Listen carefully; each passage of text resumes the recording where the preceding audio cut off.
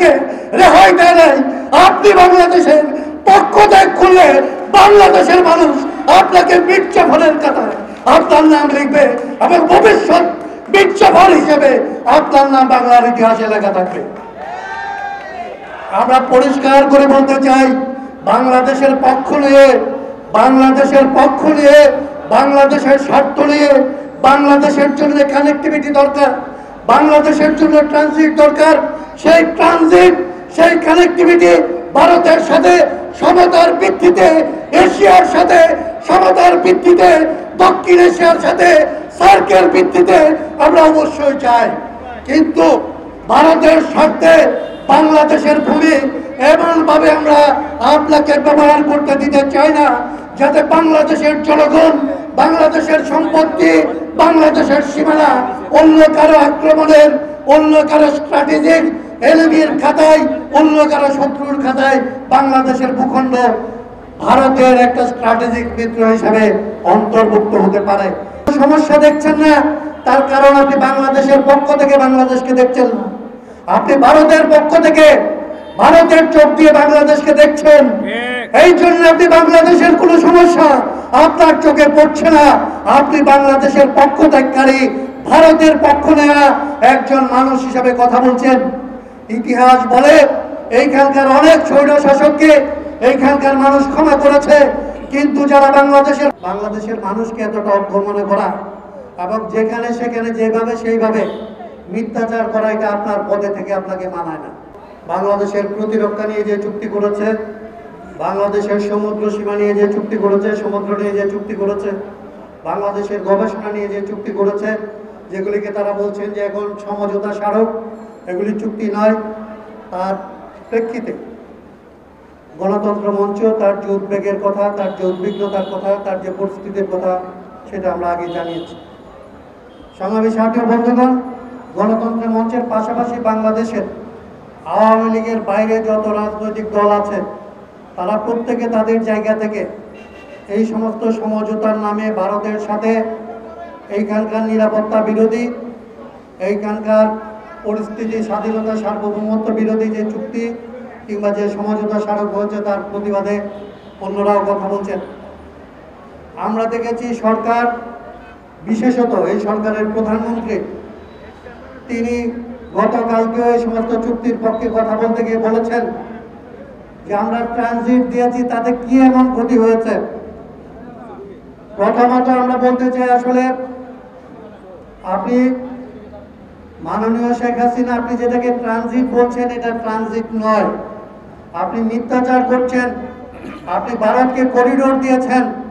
Transit আর করিডোরের মধ্যে যে পার্থক্য, বাংলাদেশের মানুষ সেটা জানে।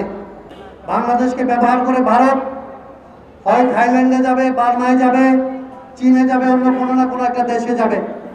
আমরা ভারতকে ব্যবহার করে হয় নেপাল যাব, ভুটান যাব, চীনে যাব, অন্য কোথাও যাব। আপনি যে চুক্তি করেছেন, আজকে এগুলিকে কানেক্টিভিটির কথা বলছেন। এই কানেক্টিভিটি, ভারতের কানেক্টিভিটি তার নিজের সাথে নিজের, অন্য কোনো দেশের সাথে তার কানেক্টিভিটি হচ্ছে না। এই যে বিষয়গুলি, এগুলি নিয়ে যে মিথ্যাচার আপনারা সংসদে দাঁড়িয়ে করছেন, প্রধানমন্ত্রী হিসেবে করছেন, এইটা কোনোভাবেই আপনারা করতে পারেন না। আপনারা নিপীড়নের জন্য হলেও একদিন ক্ষমা করতে পারে, একদিন আপনাকে আবার ক্ষমতায় আনতেও পারে। কিন্তু আপনি যদি বাংলাদেশের সপক্ষ ত্যাগ করে ভারতের পক্ষ নেন, বাংলাদেশের মানুষ বাংলাদেশের পক্ষ ত্যাগকারীদের কখনোই ক্ষমা করে নাই। এই ক্ষমতা আপনাকে কেউ দেয় নাই, এই ক্ষমতা আপনার নাই। বাংলাদেশের ভেতরে যা কিছু আপনি করেন, বাংলাদেশের মানুষ আপনাকে তারপরে আগেও বিজয়ের মিছিল করেছেন, উৎসব করেছেন।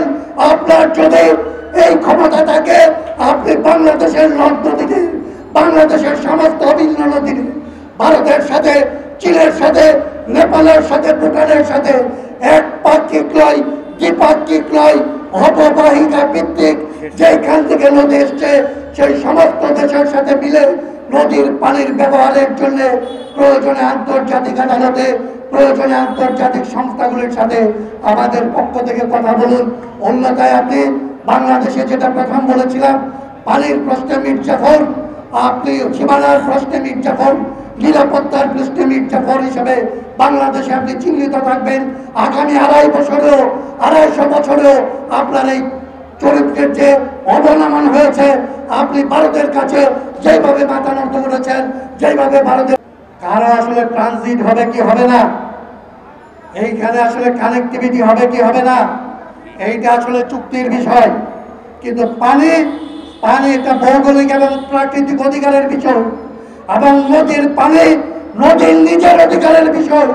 আপনার সুপ্রিম কোর্ট বাতিলের আহ্বান জানিয়ে আপনাদের সবাইকে ধন্যবাদ জানিয়ে আমার কথা আমি এখানে শেষ করছি। এবং নদীর পানির সবার আগের হকদার নদীর নিচে, নদী বেঁচে থাকার পরে, নদীর তীরবর্তী মানুষ নদীকে বাঁচিয়ে রাখার পরে নদীর পানি ব্যবহার করতে পারে। নদীর পানি ব্যবহার করার জন্য নদীকে আড়াআড়ি বেঁধে ফেলা, নদীকে বেঁধে নদীকে মেরে ফেলার অধিকার কোন রাষ্ট্র, কোন দেশ কোনোভাবেই এই অধিকার আসলে ধারণ করে না। আপনি তিস্তাকে ভারতের অধিকারে দিয়ে এসছেন, আপনি তিস্তার অধিকার ছেড়ে দিয়ে তিস্তা অববাহিকা ম্যানেজমেন্টের ক্ষমতা ভারতের কাছে দিয়ে বাংলাদেশের পানির অধিকার আপনি ছেড়ে দিয়ে আসছেন।